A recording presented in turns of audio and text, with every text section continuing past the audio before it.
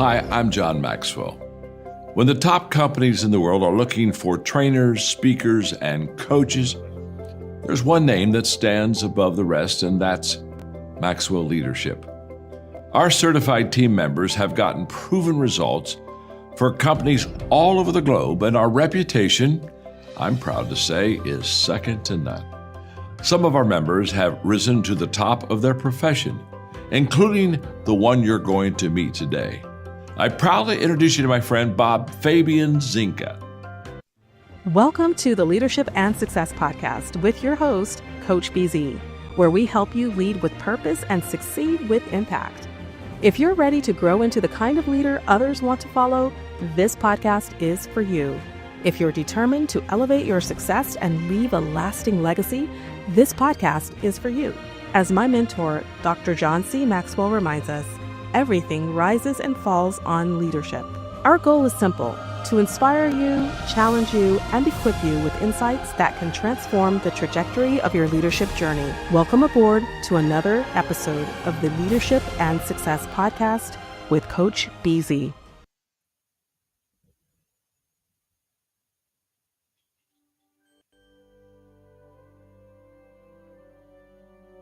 Welcome back, friends, to the Leadership and Success Podcast with Coach BZ. Today, I have the extraordinary honor of sitting down with a true American leader, a man whose career has defined service, innovation, and courage at the highest levels of command. My guest is General Glen D. VanHerck, United States Air Force, retired, the former commander of the North American Aerospace Defense Command, NORAD, and U.S. Northern Command, USNORTHCOM. Throughout his 37-year career, General VanHerck led missions that safeguarded millions, from defending North American skies to coordinating joint operations with our Canadian allies. He's a command pilot with over 4,000 flight hours in some of the most advanced aircraft ever built, including the F-15, F-35, B-1B, and the stealth B-2 Spirit bomber. He's briefed presidents, advised secretaries of defense, and led teams through some of the most complex crises of our time, from global pandemics to drone incursions to great power competition. Now, as founder of Glen VanHerck Advisors, he continues to serve, guiding organizations in AI, data strategy, and homeland defense innovation. His vision for Golden Dome, a Manhattan project-level initiative to secure America from evolving threats, is reshaping how we think about deterrence, industry, and readiness in the digital age. But what inspires me most about General VanHerck is his leadership philosophy. He often says, "It's not about planes and places, it's about faces." He reminds us that leadership is not just about the mission, it's about the people who make the mission possible. So whether you're a naval junior officer preparing for command, a Silicon Valley engineer stepping into leadership, or a lifelong learner committed to growth, this episode will challenge how you think about defense, innovation, and leadership in a rapidly changing world. Please join me in welcoming General Glen D. VanHerck, a guardian of the homeland, a visionary of the future, and a servant leader for our time. All right, everyone, I'm very, very excited today. You're really going to have a treat. We have a great man, a great patriot who's in the green room right now. We're going to be introducing him in just a second. But before we do, I'm reminded, let's do our moment of gratitude. This is the part of the show where we take less than a minute just to be grateful for something. Every day, we really, really want to be grateful. So for those who can, close your eyes, put yourself in your happy place, and maybe take a deep breath and think about one thing you are grateful for today. And I think today I'm really grateful for all of the great leaders we have in this country. So I have a lot of hope for America, and I know that our future is much brighter than our past because of people like the one I'm going to be interviewing today. And so many people, even people in low ranks that I've met throughout my Navy career these past 21 years, people who really want to sacrifice for something greater than themselves, who have the vision of this country, what it can be, and are willing to even give their life in defense of our country. And I'm so grateful for all of the veterans, past and future. So today, if you would let me know where you are coming from, what city, what state, type it in the comment. If you have a question for my guest, please type it in the comment. And if you think this podcast will add value to somebody you know, please tag them along so that they may watch live with us, both on LinkedIn and YouTube. Okay, I think the man we're going to be speaking to today really doesn't need any introduction whatsoever. But everybody knows, so is the former commander for NORAD and the US Northern Command. And today is the founder of Glen VanHerck Advisor and is senior fellow for Homeland Defense at Johns Hopkins Applied Physical Laboratory. So, ladies and gentlemen, if you would please help me welcome General Glen VanHerck. Well, thanks, BZ. It's an honor Good to be with you. morning, sir. Very, very glad to see you. How are you doing today? I'm doing great. Thanks for having me. Fantastic. And to get started, General, what is one thing you are grateful for today? Well, I'm grateful to be a citizen of the United States of America and Yes. had the opportunity to serve this great country for nearly 37 years. Wow. I need to say amen to that because I was born in Africa. I've lived in Europe. I've gone all over the world in my Navy career, but there's definitely no country like the US of A. Definitely a dream worth fighting for. Thank you so much, sir. And is there something about you that most people may not know? I'm an avid hunter, outdoorsman. It's deer season. It's in the prime of deer season for me. I'll be in a tree stand all next week. So, Wonderful. That's one thing I wish I had learned. But fantastic. So, can you tell us a little bit about your leadership background? How you got to become four-star general, the most powerful U.S. Air Force in the world? well, gosh, I think it started with family and a mother and father who taught me what right looks like, taught me about respect, time management, prioritization, everything that I say made me successful. I would say they put the foundation there. Of course, there's many people along the way. Yes. My leadership style reflected my dad. He was transparent, candid, held himself accountable and those around him, and I tended to do the same. I think everybody, if you just grow where you're planted, not worry about what's next, do the best you can at what you have right now, you'll be successful. And that's what our military rewards, being Yes. good at what you're doing right now. Wow, that is really wonderful because you literally grew up beside the runway, right, in Missouri. And I wonder, how did that shape the curiosity and courage that define your Air Force career? Yes. So my mom and dad were both educators, and when we moved to Missouri from Kentucky, where he was a professor at Murray State University, we ended up in a house right on the runway here in the town I grew up in, Bismarck, Missouri. Mom and dad were both pilots. My dad got into flying because he was out working on a dump truck with his brother, and a guy came by and said, "Hey, would you like to sell or trade that dump truck?" And they traded that dump truck for an airplane. And Wow. he went on his flying career from that point on. Started at 15, soloed at 16, and got his license at 17. And I tried to follow the same model. Wow, that is really, really amazing. And one thing you are very well known for, one of your quotes is, it's not about plans and places, it's about faces. What early moment taught you that leadership is really about people? Well, I would say there's a couple of things. The first one really happened on the 5th of October of 2001 after 9/11 happened when I was an operations officer of a B-2 squadron sending people off into combat. And I joined the Air Force because I wanted to fly airplanes. I should say I came on active duty because I wanted to fly airplanes. Yes. But that's the moment I really joined the Air Force, is when I'm sending somebody's son and daughter or mom and dad off into combat, knowing that I was responsible for their training, their well-being, safety, security. And that's when I joined. And from then on, I served for the people and the mission, not necessarily for planes and places. And that's why I tell people it's not about the planes and places, it's about the faces. That is really insightful. I know in the Navy we learn mission first because we do have to accomplish the mission, but people always. And many people who are listening now, my heart is really for the next generation of leaders, both in the military and in high tech. And many of them will be first generation American, like myself or service member. What advice would you give young officers starting from humble beginnings in any branch of the military? Well, just as I said, grow where you're planning. Be an effective communicator. Tell your bosses and your subordinates and those that are your peers what they need to hear, and it may not be what they want to hear. I feel like my entire career. I did that. I was candid. I provided that assessment to my bosses along the way. And I think if you do that and you grow where you're planted, you'll do well. Communication, I think, is the most important thing we do as leaders. Mm. Is not transmitting necessarily; it's also listening. Listening is, half of the communication aspect, and being a good listener is important as well.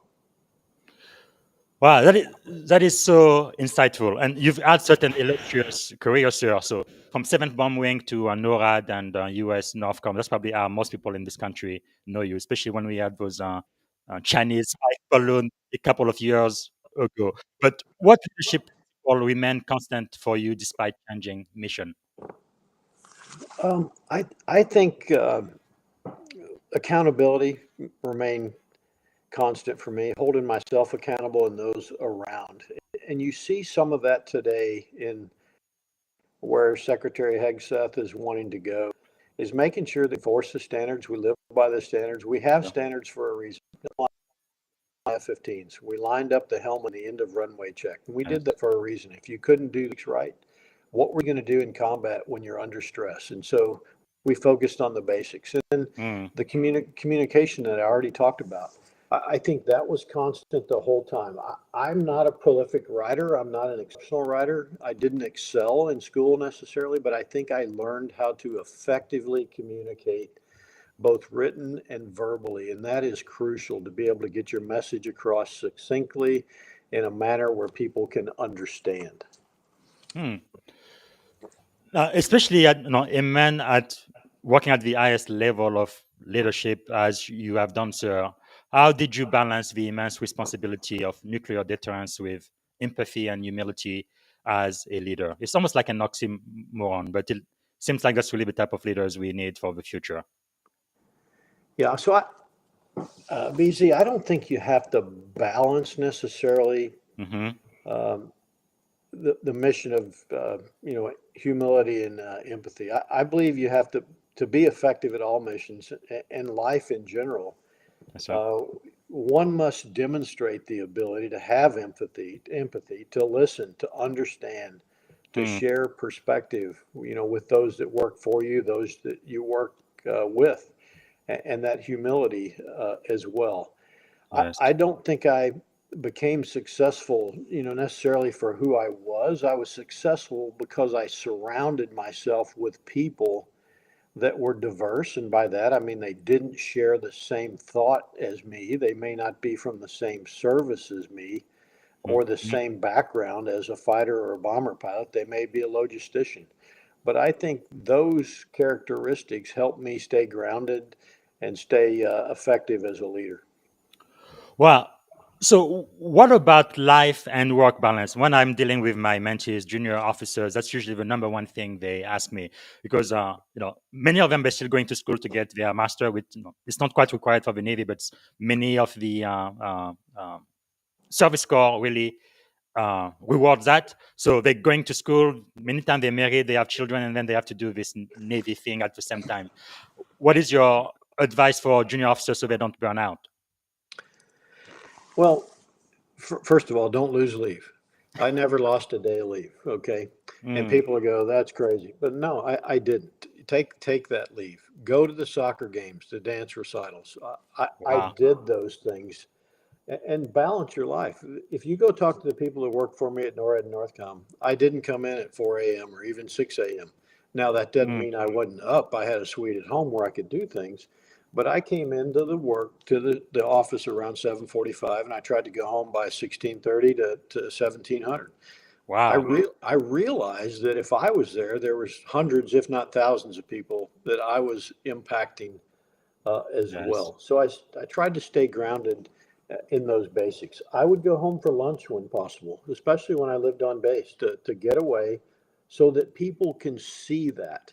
Our Mm, actions, especially as senior leaders, carry more weight than anything that we can say. What you do matters, and people will follow that wow. example. Well, that is so true.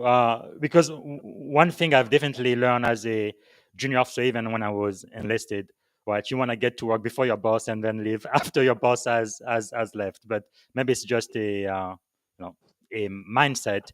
But wow, I really do appreciate that. I wish I had more bosses like you during the service, because it is true. People who serve under you, they will try to do everything you do and not always listen to what you say. I guess just like children, I guess my Gen Z kids have taught me that. But wow, Yeah, that's yeah, you can never underestimate the influence you can have, especially as a senior leader, with your yes. actions. And so, when you have thousands of people working for you, you don't know all of them. You've likely Hmm. seen them. So you're downtown at a store and you know this person works in your organization. A 1 minute investment of stopping, Hmm. especially if they have their kids and their family, just to say, Yes. hello, how are you doing today? How's your family doing today? You Wow. wouldn't believe the doors that opens, especially for a spouse to develop this Yes. professional relationship where they're not afraid to now reach out because you reached out to them. And I Yes. can't tell you how many times I had a spouse Mm. reach out to me, the general officer, just because I Wow. took 30 seconds to introduce myself downtown.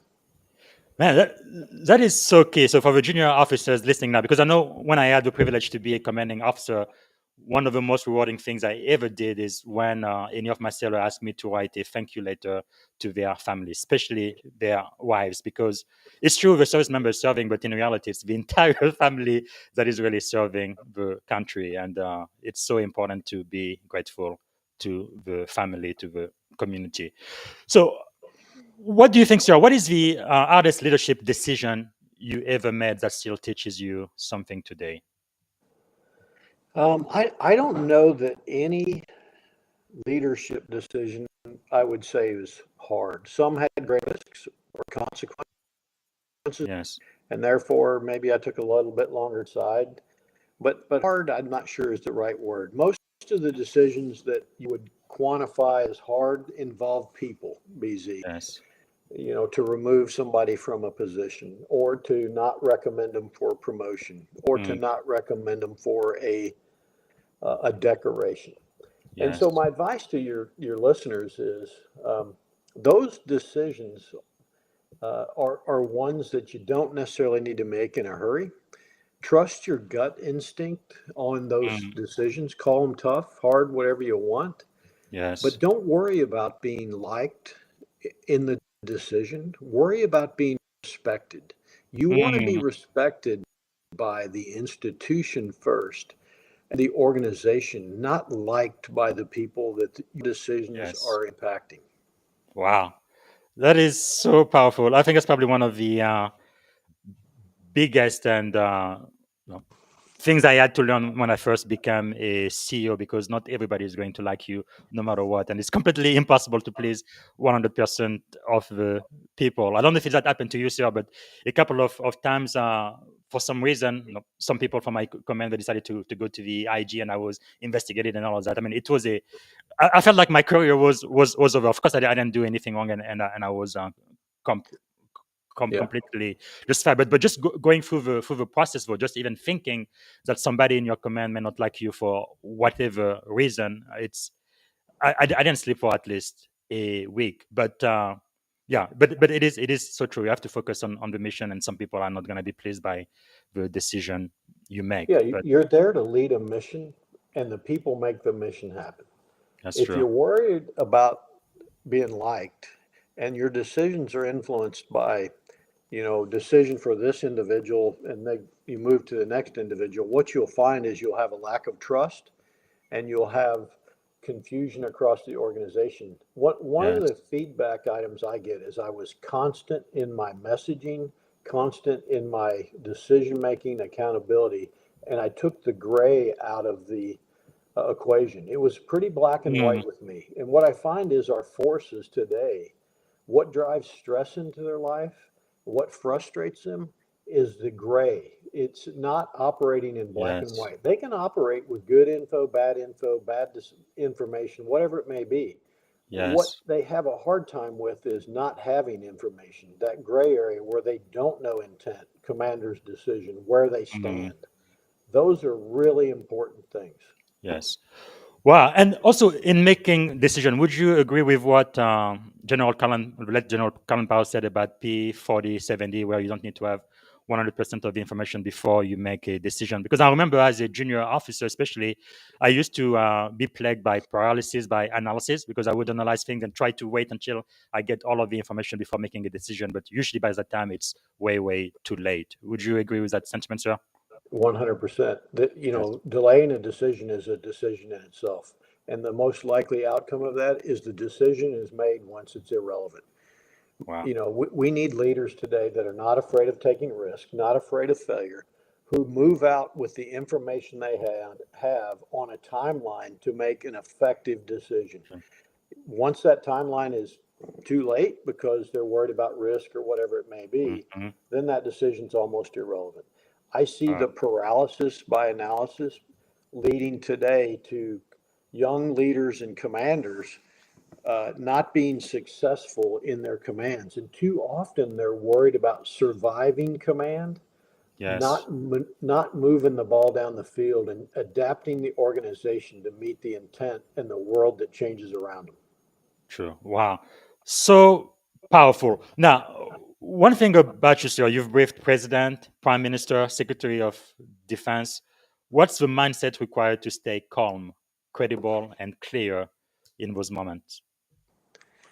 Well, I think first it was understand the intent of the engagement. What are we going to be talking about? And then preparation. Get yourself as ready as possible for potentially all outcomes. Where are the questions going to go?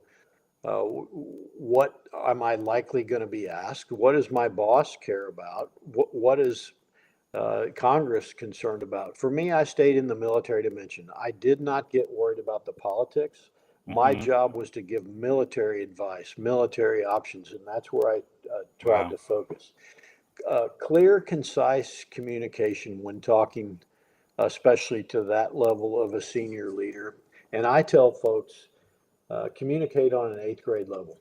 I hate to Mm. say that. It's not demeaning to anybody, but if you can communicate effectively at that level, remove the military jargon and put it in Yes. clear, unambiguous terms, then Mm. you'll be much more successful. It's key to be able to articulate options and risk. Yes. Risk is almost the most important thing to understand so they can understand to make their decision what risk they're inheriting. Risk at the strategic level, Yes. risk at the tactical level, risk to the forces they may be committing. All of those Mm. you have to be prepared for. Another thing is always be prepared to say, I don't know the answer, but I'll get it for you. That's Mm. okay. And I would say, don't tread on somebody else's turf when you're working with senior leaders. If it's not your question to answer, then likely you should say that. Well, I believe that's this department's responsibility. If they want to Yes. answer, say, well, if you're asking my opinion, my personal opinion is X, Y, or Z. Mm. That's what I would say is help Powerful. me prepare for those engagements. Yeah, I remember one of my Navy mentor told me, be brief, be brilliant, and be gone. And that's always the way he loved to be briefed. But wow. So let's talk a little bit about Homeland Defense and emerging threat. You've warned that low-cost drones could pose the biggest threat to U.S. security. What type of things keeps you up at night these days? Well, not a lot, candidly. Okay. I sleep. I sleep pretty well. What if anything keeps me up at night, and I'm on record, you can go look. I said this in my last testimony. I think our greatest risk is our inability to change at the pace the environment is changing around us. Mm, We are too wed to legacy processes. Our culture is hard to allow for rapid adaptation, and the yes. world we are operating in is moving faster than our processes and culture do today. That concerns me. Mm. That is really well said because remember the Langley Air Force Base drone incursion. That was really a wake-up call for our nation. What lesson should government, industry, and local leaders take from that event? Well, first, we're not invincible. You know, there's a perception that we have two oceans on the east and west, Atlantic and Pacific, and friendly nations north and south, and therefore we're invincible. It's Fortress America, as I said on Mm, 60 Minutes. What we yes. should find, and we should learn from Operation Spider's Web, with Ukraine striking Russian strategic bombers deep in the heart of Russia, is we're Mm, not invincible here in our homeland, and that could happen right here. The biggest yes. thing with the Langley drones is the inability to determine where they were coming from, who was operating them, Hmm. and to detect them. And I'm not sure to this day we know where they came from. That should be an eye opener to the public. I did not get a sense of urgency out of the government that we were moving fast enough when the New Jersey drones happened. You Mm, know, we were 2 years after the spy balloon and a year after Langley, and we still yes. didn't have policy and law in place to fundamentally address the problem set and capabilities in place to really detect them. That's the key Wow. lessons. Well, in that case, in your view, is the greatest barrier to U.S. Homeland Defense technology, policy, or mindset? Or maybe a little It, bit it of is all three? it is not technology. Okay, Okay. that is for sure. I think it's culture, it's policy, it's law, it's legacy processes, and candidly, it's ignorance. And I had a mentor tell me one time that their ignorance is your fault for not educating them.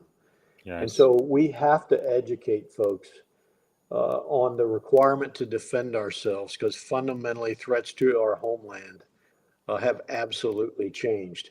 And Mm, so technology is not the problem. It's just a commitment, a sense of urgency to get those things right. wow. And also, this is in the public domain now. No, you've called the Golden Dome initiative like a Manhattan Project for defense. What must happen for that vision to succeed? Um, so Golden Dome absolutely is a Manhattan project, and it's a whole of nation project. To be successful, those things I just talked about, processes, culture, adapt policies, adapt acquisition processes. I understand the SecDef or SecWars, changing some of those right now with the support of Congress and others. But it'll be a whole of nation effort. And what makes it that Manhattan Project, as I've said, is the magnitude of the problem. It is not a single prime contractor that will be able to Mm, deliver on this capability. It's going to take yes. multiple contractors. It will take innovative small business and medium-sized businesses Mm, who have innovation to help with the prime contractors. There is multi-domain challenges. So space-based challenges, upper layer, air-based, air layer challenges, uh, threats coming off of maritime platforms, threats coming off of submarine platforms, mobile land-based mm, platforms. All of these create a unique challenge that requires a whole of nation, whole of industry, whole of academia, and whole of government approach. That's why I say this is a Manhattan level type project. yes, sir. Wow. And how can America protect critical infrastructure without undermining civil liberties or public trust? I remember 9/11, which is one of the most impactful things for my generation. Our people were okay with losing some of our constitutional rights and liberty in order to be more safe. But going forward, how do we balance that? Well, your question, I like the way you phrase it. How can America? Yes. What you don't want to say is how can the U.S. government do it? Because Mm, this is a whole of nation, whole of America, and actually allies and partners. I don't think yes. defense of our homeland starts in the homeland. It starts forward with allies and partners, fellow combatant commanders, day to day campaigning, generating deterrence options, and in Yes. crisis and conflict, defeat options. Mm, So I'm glad to say that. So when I said earlier, it's a whole of nation problem, it requires individuals, it requires industry and our institutions to partner together. I fundamentally believe that the government can't protect everything, and therefore we need industry to make themselves more resilient, whether that's yes. cyber, whether that's Mm, through basic fundamentals of hardening you name it. I Yes. think we will see at some point, and we likely are seeing it today, where you will have the energy sector or transportation sector having to defend themselves from the UAS threat or Hmm. potentially other threats. So that requires policy change, maybe even law change, and certainly culture change to allow them to do that when we go forward. But everybody's going to have to play a role. You can't count on the Yes. government, and we don't have to defend every square inch of the nation. That's important to understand. We need to Yes. figure out what that critical infrastructure is we must defend, that Yes. infrastructure that could bring us to our knees in a time of crisis, and we Mhm. need to defend it, but not everything else. Well, that is so true, and that's so applicable in cyber security as well. Now, let's talk about artificial intelligence. It's really everybody's talking about it, and it's already changed so many industry. You've spoken about using AI and data to give leaders more time and decision space. In many ways, I'm really glad to be in the service right now than 50 or 100 years ago. But with that, I guess we have opportunities, but we have a lot of challenges too with new technology. So, what does responsible AI in defense look like? Well, I don't think machines ought to be making the decisions to kill individuals, to Yes, pull the trigger on employment of weapons. Okay. I think machines can understand. make recommendations. Hmm. They can prioritize for specific engagements, but ultimately the human needs to be in the loop, not the machine in making those decisions. Beyond that, it's kind of like the genie's out of the bottle. We Mm. should not put policy and restrictions in place that, from a national security perspective or a military engagement perspective, on ourselves that are going to limit ourselves in a fight with China, a Russia, a North Korea. We should Yes. try to seek to have transparent discussions, potentially collaboration to establish ground rules and norms, expected behaviors. Hmm. But ultimately, I think it's just like nuclear weapons. The genie's out of the bottle, and we're going to have to adapt to the environment around us. Let the humans make the decisions to kill other humans and employ weapons. But beyond that, we should think about how we best utilize technology to position ourselves, to defend Hmm. ourselves, to make our nation secure in the best interest of ourselves and allies and partners. Well, because really in my world, I am at the intersection, right, of national security and defense and then the innovation here in Silicon Valley. I know, I think it was under President Obama we started the defense innovation unit. I don't know how good that collaboration is going, but I feel like it's more critical now than ever before. So how do you think how do we bridge the cultural gap, right, between Silicon Valley innovator and the Department of Defense to move faster together? Well, we need to communicate. You said one word, collaborate. We need to collaborate as Yes. much as possible. They don't bring all the solutions, but they certainly bring a culture that promotes innovation, that promotes going fast, that accepts risk making. We need Mm. to embrace change, especially for software driven technologies. You know, Yes. we're set up to buy hardware driven technologies, ships, tanks, planes, those kinds of things. In a software driven environment, we need to embrace change. And that means budgetary limitations that don't allow us to adapt quick enough in the year of execution, for example, Yes, sir. where software technology changes every 2 to 6 weeks, and we can't operate within the budget we get because it's an annual budget without going back to Congress. Yes. Maybe we need to look at different ways to do budgeting and adapt our culture as well. And so Wow. I think communicating is where I would start with Mm. making sure. And I think we're doing that, by the way. I'm not saying we're Yes. not with DIU and other things, but Mhm. culture is hard to change. The big Yes, ships are sir. hard to turn around. That is so true. So, what lesson can the private sector, the industry, really learn from NORAD's continuous readiness culture? Well, the first thing I would not assume that a continuous readiness culture means that you have continuous capability to execute the mission you've been given. Sure. And so you attempt to maintain that readiness culture 100% of the time. But the fact of the Yes. matter is, you ask specific to NORAD, the world has fundamentally changed, and the technology that NORAD has in place is not what it was in the 70s and 80s, when really at the height of NORAD, when they had more than 1,500 fighters, and the Yes. threat was bombers flying over the pole dropping gravity weapons. So the threats Mm, continue to challenge us today. The private sector must understand this, I think. They must understand the risk that they're inheriting with the changing world and demand change to be innovative, to bring innovative right. solutions. Don't wait for the department to issue you a solution in the private sector. You can actually bring innovative solutions to the department to think about how to do things differently. We too often in the Department of Defense, now war, prescribe requirements that actually stymie the public sector uh, from really innovating. They actually then are building whatever gadget we told them to build, rather than building to solve the problem we're attempting to solve, where Hmm. they could actually do it cheaper, more efficiently, more effectively. I think Yes. that's what I would get them to understand is that just continuous readiness doesn't mean continuous Yes. capability. Big difference.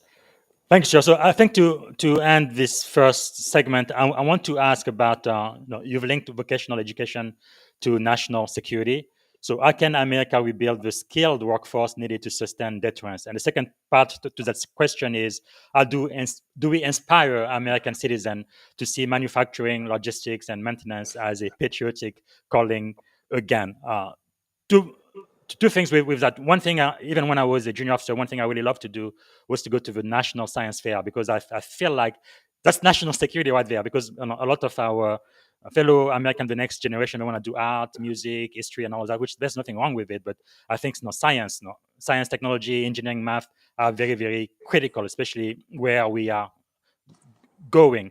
But then the other side of it too, I really love that you talk about not just all of government approach, which I learned under President Obama, but you're saying all of nation, and not just the nation, but even beyond that, right? With our ally and our partners around the world, it is really all decks on end type of fight. But really, the question, if we want to focus on the American who are listening to us right now who are not in the military, how can they build the skills we are going to need in the future, and how can we inspire them to get into manufacturing, logistic, and maintenance?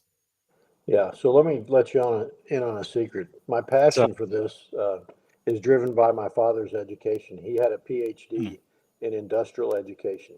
wow, Uh, and so his PhD was at a time where you could get a PhD that focused on being able to teach at the college level welding, machine shop, woodworking, wow, all those skills. I'll let you in on something else. I was sitting with the CEO of a major company, a prime company, and mm, this was a couple of years ago when I was still on active duty. And that CEO told me they were 6,000 workers short to be able wow, to hire the force they needed to accomplish what they did. And those workers didn't exist in the United States of America because we weren't producing them. The good wow. news is, I think we're realizing this. We're moving out. My local college here built a new center, a technological center that Hmm. focuses on those types of things. But being able to have welders, machinists, pipe fitters, electricians Yes. to build the industrial base like we did in World War II Hmm. and sustain that is a national security problem and challenge. We Yes. have farmed out jobs overseas to keep prices down. We as citizens may need to accept paying a little bit more Mm. to be able to have national security to bring jobs home. I would argue that when you bring those jobs home, they're going to reinvest in our economy, Economy. Yes. and therefore you're not necessarily making the price, that much more. How do we do Mm. that? That was one of your questions. So So, I think it's education and understanding. We go back to grassroots, just like I'm doing with you right now. mm, This is educating folks on why national security matters and what are the challenges to it. We do that in our yes. community, stepping up like you do to educate and help people. Get out and volunteer, be a public speaker. At Veterans Day upcoming, educate Yes. folks on the challenges that we face. You can do it through media and social media. There are incredible opportunities to do that and Mm. give back. Thank you so much, Joe. So now I'm going to focus purely on leadership. What do you think is the greatest leadership advice you've ever received? Greatest leadership advice I ever received. Um, well, I think it's, I'll give you a story, okay? So So, it goes around relationships, mhm, and it's about relationships matter. And you got to cultivate those relationships to be successful. And I'm not talking about anything more than uh, being candid, but doing it in a professional manner. So when I was a squadron commander, having grown up, in the F-15 community and then in the B-2 community, and I was a squadron commander. My boss was C.Q. Brown, former chairman of the Joint Chiefs and Chief of mhm, Staff of the Air Force. And he called me in, and this was my first formal feedback with him. And he told me, he said, my call sign, Fats, he said, "Hey, do you realize that you come across as an abrasive a-hole?" I'm not going to say it for you. And I said, "No, that's not my intent." But that's the way I was perceived at times because I was blunt, candid, direct. But I went from operating in a fighter community to operating now with 17 different squadrons of all different cultures and backgrounds. And to mm, be successful, you were going to have to build and foster those relationships. So it didn't change how yes. I led. It didn't change how I thought. What it changed was how I communicated and approached that effective communication and collaboration. And I don't think I would have Mm. ever got to where I was without him giving me that honest, candid feedback. Wow, that is so insightful, sir. What do you think is the greatest lesson you've ever learned, just in life, in leadership in general? Well, gosh, that's a really tough question, BZ. So, so I learned a hard lesson as a new wing commander about how much your team matters, not how much you as an individual matter, because Hmm. you can't control everything. So 6 weeks into my first wing command, um, I thought things were going pretty well, and we had a tragedy on base, and that tragedy was a child was starved to death in base housing. Oh, Yeah, it's very unfortunate. sad. You can go Google and figure it out. The lesson I learned out of that there was a clear divide between uh, folks on base where enlisted members in housing Mhm, perceived that they could not approach officers about problems. We didn't have a culture of accountability. People knew there was something wrong in that house, but they assumed it wasn't their responsibility to say anything. mm, And those were some tough lessons to learn early in a wing command tour, but it set the foundation for what I assessed was a successful command because we built that team. We yes. communicated more effectively. Everybody saw that need. We got rid of the perceived barriers where enlisted spouse couldn't talk to the wing commander spouse that existed, and we removed those types of things. And now what you had was a true team from not only the military civilians, but now the downtown community. Everybody came together because of this tragedy that we had, and that's a tough lesson to Mm, learn early on. wow. Thank you so much for sharing that, sir. It's really tragic, but sometimes I guess that's how we really learn the most. But now looking back at your il- outstanding career, I must say, what do you think is the secret to your success? Why did you become so successful? And before you answer, sir, I just remembered Vice Admiral Robert D. Sharp. I'm remembering what the former Chairman Chief, John Chief of Staff told you. He used to say, "I'd rather pull back on the rein of a thoroughbred than to spur a jackass." That was this direct quote. But uh, definitely in the military, in my experience, I've seen a lot of gung ho ensign, especially junior officer. But yeah, it's true. We definitely need to be more. I guess develop our emotional intelligence more. I think. But anyway, the question back, sir, is what do you think is the secret to your success? Well, I guess you're assuming military success Exactly. specifically. Um, I, I don't think I was afraid of failing. I was able to. Mm, Uh, I think I had an ability to prioritize what truly matters, not focus on yes. things that didn't matter.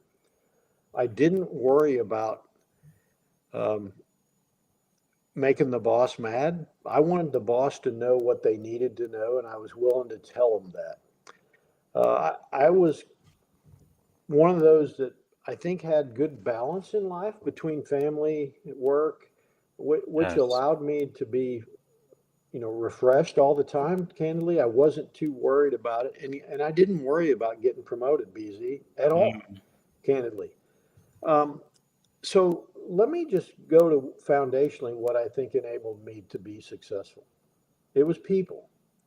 yes. So when it started with mom and dad, it started with my first flight commander, Greg Rackley, who set me down when I was Lieutenant VanHerck and talked to me about life, not Mm, about not about flying an F-15. He did yes. talk to me about a lot of that, but more importantly, he talked to me about investing, getting my personal things Mm, aligned, so I didn't have to worry about that stuff later on. yes. And there are mentors along the way. If it wasn't for Jonathan George, who's a Mm, retired Air Force GO, I wouldn't be where I am. Or Bob Wheeler, retired two yes. star, or Greg Biscone, or Robin Rand, or Joe Yes. Dunford. Those Mm, people enabled me to get where I got. It wasn't me. wow. Very insightful. Thank you, sir. So, as a leader, what are you learning right now? I learn every day about things that I didn't do in the military. Private equity, Yes. how industry works, how academia thinks. What am I learning? Uh, the military is a pretty damn good place to be, candidly. Yes. When you leave there, you really don't know after 37 years what the outside's going to be like. I tell you, the grass is not always greener. Now, I love what I'm Yes. doing, by the way, but we're not as bad as sometimes the media makes us out to be. We're actually pretty effective and efficient at what we do, and I Yes. find that in the civilian world, uh, they have just as many, if not more, problems than we have. Mm, And the good news about that is they need leaders like you to come yes. out and educate them on how leadership works, organizational Yes, culture, and sir. change. That's why you're a coach, right? Yes, sir. Yes, sir. And also for some many of people who are listening right now, they're trying to make the transition right from military life, active duty, and transitioning into the industry. I guess if I may ask, sir, what type of leadership principle kind of remain the same, regardless if you are in academia, tech industry, or the military? What would you say to someone who's trying to transition into civilian life right now? Well, you have the skills you need already. Yes. You just have to be able to adapt to your new environment. Don't Yes. change who you are. You were Mhm. successful for who you are. Yes. Adapt the fringes to adapt to the environment you're going to operate in, and you'll be wildly successful. Wow, that is so true. And one thing I've really learned, even when I was a very, very junior enlisted person in the military, we really focus on leadership. And that's something I believe the industry needs so critically, just leaders. But wow, okay. And we know about all of your successes. Really, you are a living legend, sir. But what about failure? How has failure shaped your life? Well, I learned early about failure, candidly. I played ball from a very young age. I was fortunate that my father was my manager in baseball. And we won state championships, but just as important, we lost. We lost state championships, and there was Mm, heartbreak out of that. So, what I learned that the team matters. The teamwork is what gets you there. You're going to be yes. successful as a team. Uh, you'll fail as a bunch of individuals, and that's what Mm, happens too often today. Uh, Overall, other leadership things. Trust your gut instinct.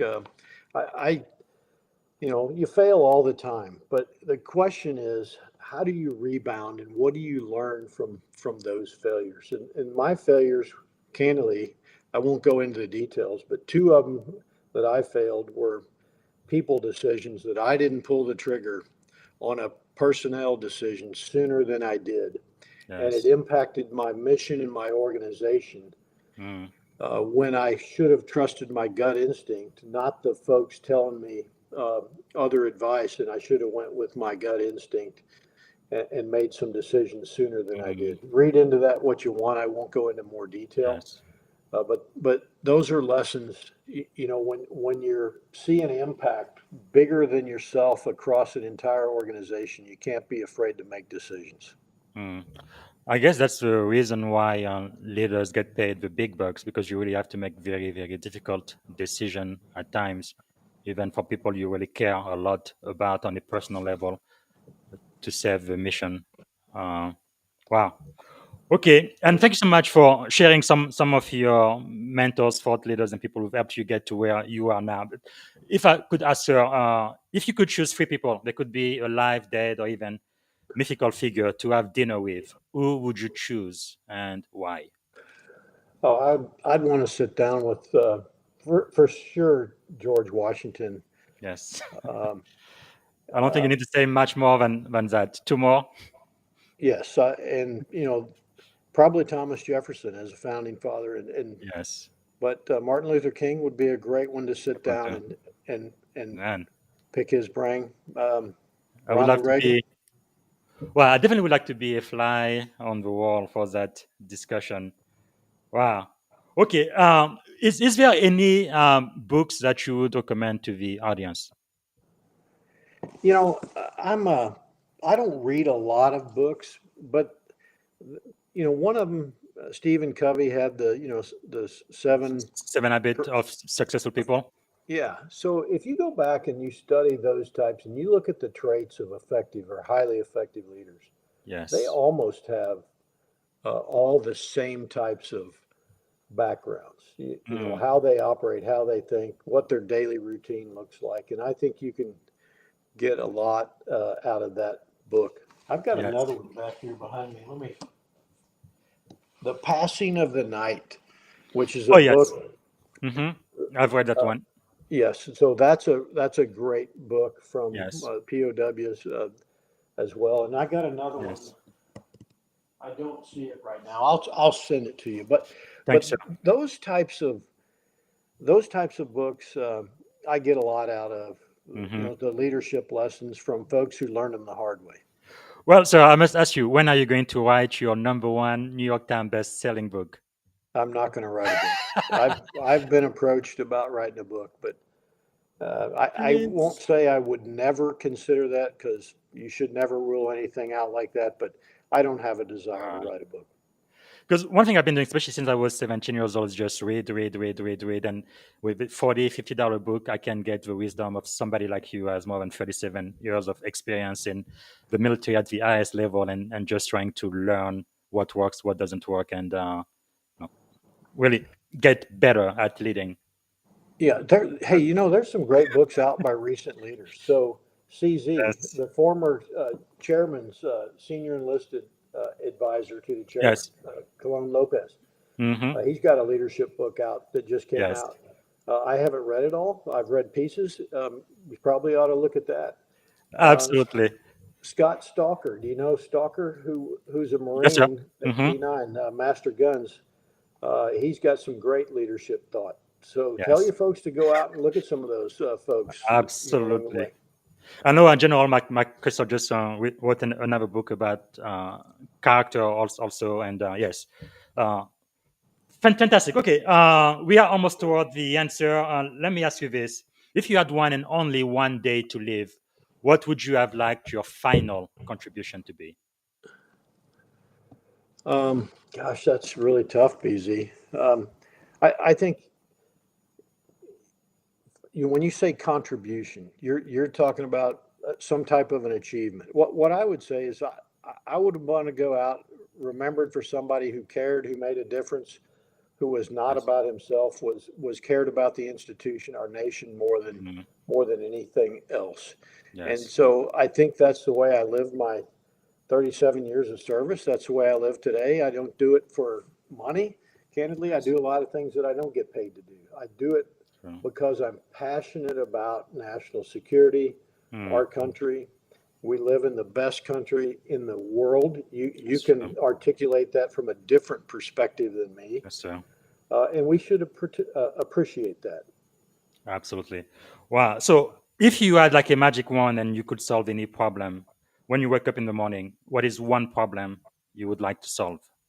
The vast divide politically of our nation Mm, that is leading to national security problems, the yes. indecisiveness or inability to solve our problems, the focus on the party and not the problem to solve for our nation.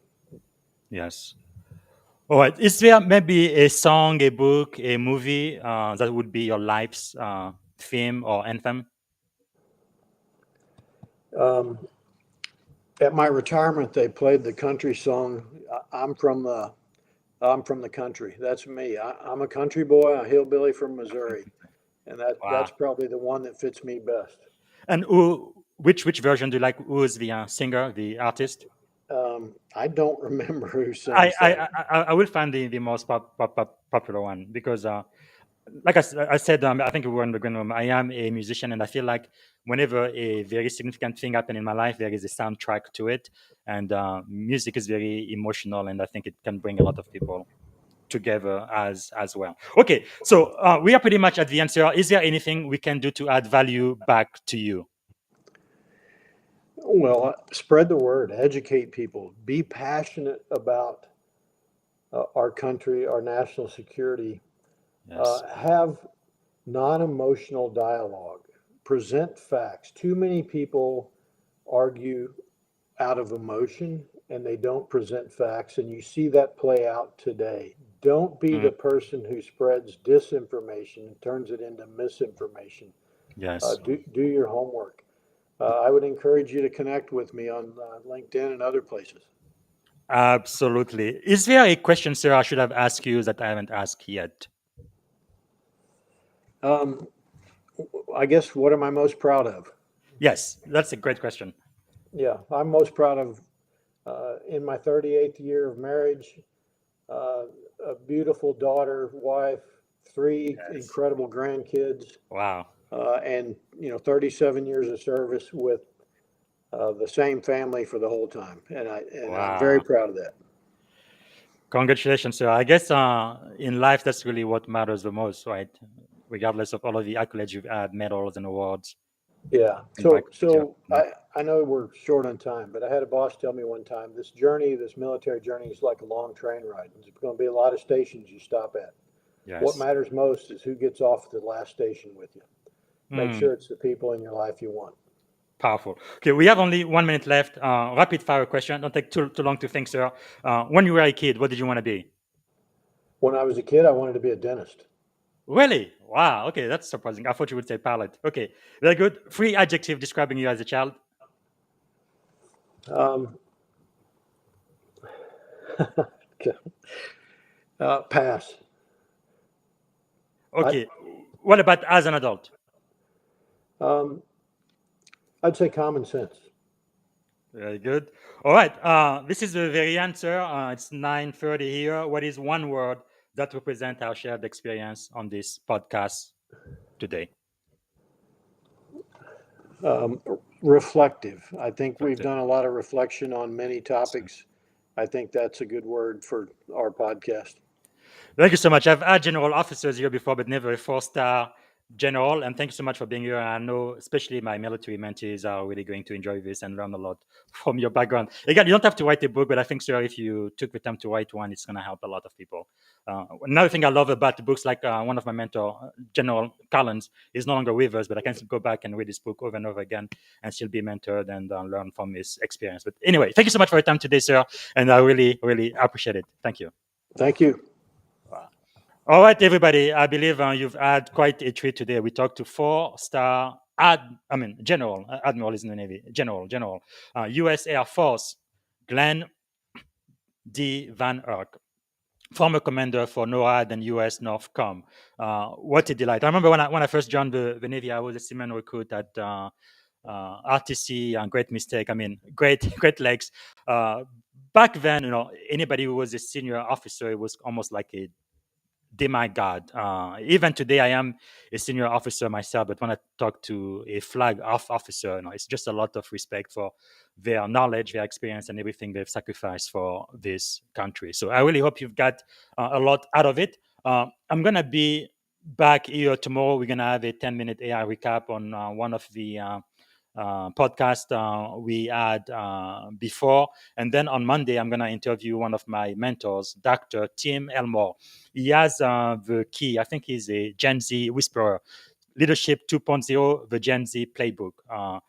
My daughters have taught me a lot about how to motivate Gen Z. They were my primary advisor when I was a commanding officer, because about 2/3 of my unit were all Gen Zs. And it was very challenging to get them motivated and inspired to do the mission. So you want to be there. And first day next week, I'm going to have Coach Divya Smith. She's an investor, entrepreneur, and executive. So that's what we have planned. And thanks again for being here. I don't see any question in YouTube or LinkedIn. And until tomorrow, have a wonderful day. And again, many, many, many thanks to the General. This was one of the best podcasts ever. Thank you. Thank you for tuning in to the Leadership and Success Podcast with your host, Coach BZ. If today's episode added value to your leadership journey, be sure to subscribe, share, and join us again for more wisdom nuggets on how to lead better and achieve greater success. Remember, leadership is the most critical skill of our time. The world will always need leaders to inspire others, drive innovation, and execute meaningful strategy. So why not count yourself among the bold leaders shaping the 21st century? Until next time, stay inspired, stay committed, and keep leading with excellence.